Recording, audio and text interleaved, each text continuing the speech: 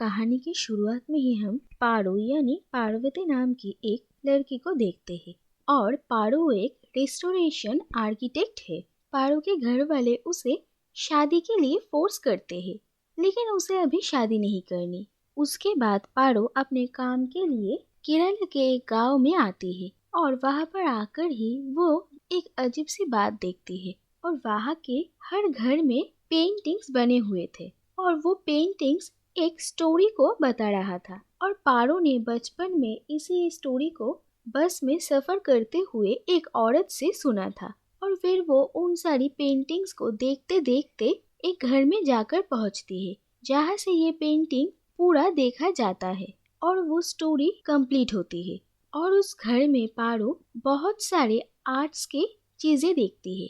पारो को ये घर काफी इंटरेस्टिंग लगता है, इसीलिए वो यहाँ पर रुकना चाहती थी। उसके बाद पारो की ही एक फ्रेंड की हेल्प से वो कुछ दिनों के लिए इसी घर में रुकने का इंतजाम करती है, क्योंकि इस घर में जो रहता है यानी कि वो आर्टिस्ट, उसका नाम है मारा और वो बहुत कम ही इस घर में आता है और वो ज्यादातर वक्त ट्रैवल करता रहता है। और पारो को अपने उस फ्रेंड से मारा के बारे में पता चलता है और वो कहता है कि मारा ने ही गांव के वो पेंटिंग्स बनाए हैं।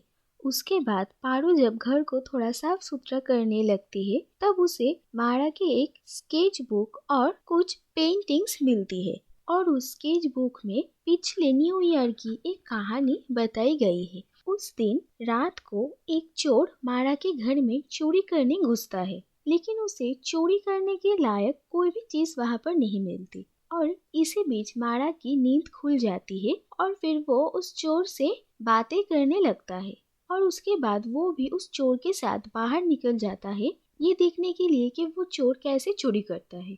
उसके बाद वो लोग एक घर में जाते हैं और वो लोग उस घर के ऊपर चढ़ते हैं और अंदर घुसकर चोरी करने की कोशिश करते हैं, लेकिन फिर वो लोग देखते हैं कि घर के अंदर एक लड़की है जो कि अपने आप को गोली मारने वाली है।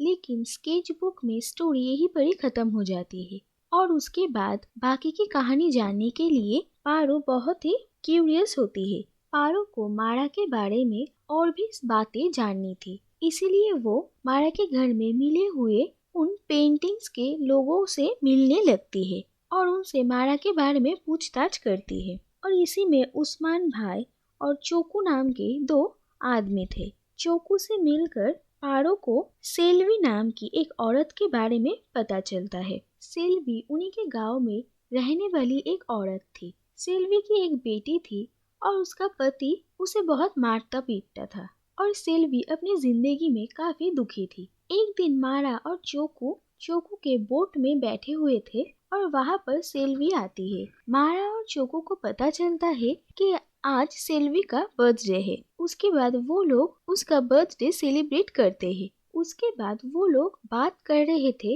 लेकिन अचानक सेल्वी पानी में छलांग लगाकर सुसाइड कर लेती है। उसके बाद मारा सेल्वी की बेटी की रिस्पॉन्सिबिलिटी लेता है और उसे एक स्कूल में एडमिट करता है। उसके बाद पारो को पता चलता है कि रानी अपने स्कूल से मिसिंग है और रानी के बारे में पता चलने के बाद पारो भी उसे ढूंढने की बहुत कोशिश करती है। उसके बाद पारो को ये पता चलता है कि मारा गांव में वापस आ गया है और फिर मारा रानी को उसके फादर के लॉज से ढूंढ निकालता है और उसे वहां से लेकर जाता है। पारो मारा का पीछा करते हुए उस तक पहुंच जाती है, लेकिन उसे मिल नहीं पाती है। उससे पहले ही मारा फिर से गांव से चला जाता है।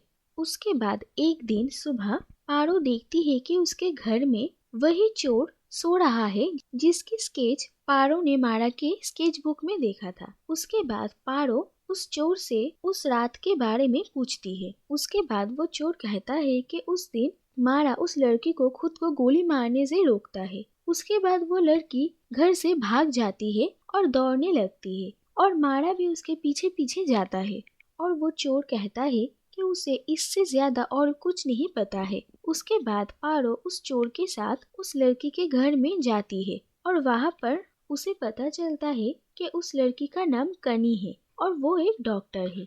उसके बाद पारो कनी के बारे में बहुत छानबीन करती है और उसे पता चलता है कि कनी एक पहाड़ी गांव में रहती है और फिर पारो वहाँ से उस गांव में जाती है और वहाँ जाकर वो कनी से मिलती है और उससे उसकी कहानी पूछती है। और कनी पारो को कहती है कि वो अपना पहला इंडिपेंडेंट ऑपरेशन करने वाली थी और ऑपरेशन में कुछ गलती के वजह से एक 10 साल की बच्ची की मौत हो जाती है और फिर जिसकी वजह से मीडिया में उसका नाम खराब किया जाता है। और इन सारी बातों से और अपने गिल्ट से कनी काफी फ्रस्ट्रेटेड हो चुकी थी और उसने फैसला किया था कि वो सुसाइड करेगी। और वो जब सुसाइड करने वाली थी तभी मारा ने उसे देख लिया और उसे ये करने से रोका। और उसके बाद मारा कनी को इस गांव में लेकर आता है और कनी तब से इसी गांव में है और इस गांव के लोगों की इलाज करती है। और इस गांव को चलाते हैं विलया नाम के एक बुजुर्ग आदमी। और विलया मारा के पिता जैसे है। उन्होंने ही बचपन में मारा को इस गांव में लेकर आए थे और उसे अपने बेटे जैसा बड़ा किया।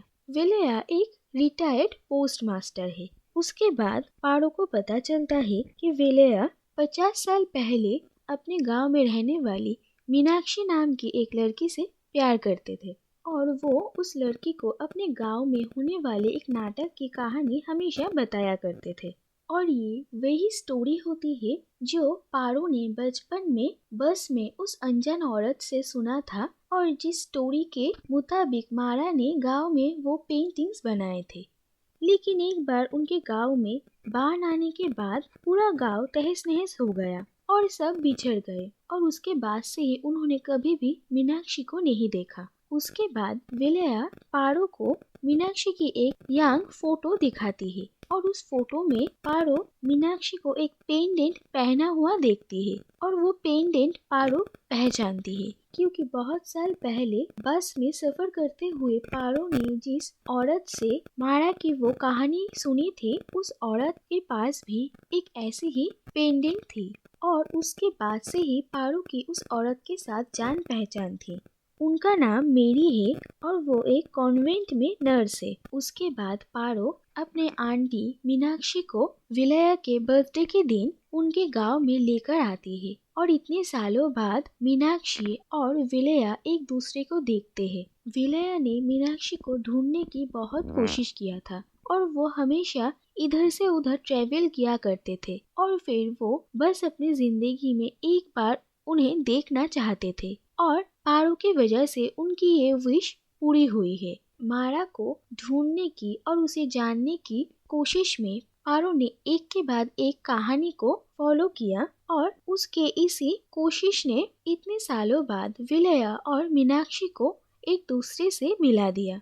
दूसरी तरफ पारो जब मीनाक्षी को लाने गई थी इसी बीच मारा भी गांव में वापस आ जाता है और वो विलया को उदास देखकर काफी दुखी होता है क्योंकि उन्होंने उसके लिए बहुत कुछ किया था और वो उनकी मीनाक्षी को देखने का ये आखिरी इच्छा भी पूरी नहीं कर पा रहा है। इस बात से वो काफी दुखी था और मारा ने भी मीनाक्षी को बहुत ढूंढा था लेकिन मीनाक्षी उसे नहीं मिली थी। और उसके बाद जब उसे ये पता चलता है कि पारो की वजह से आज विलया और मीनाक्षी एक दूसरे से मिले हैं तो वो भी पारो से मिलना चाहता था।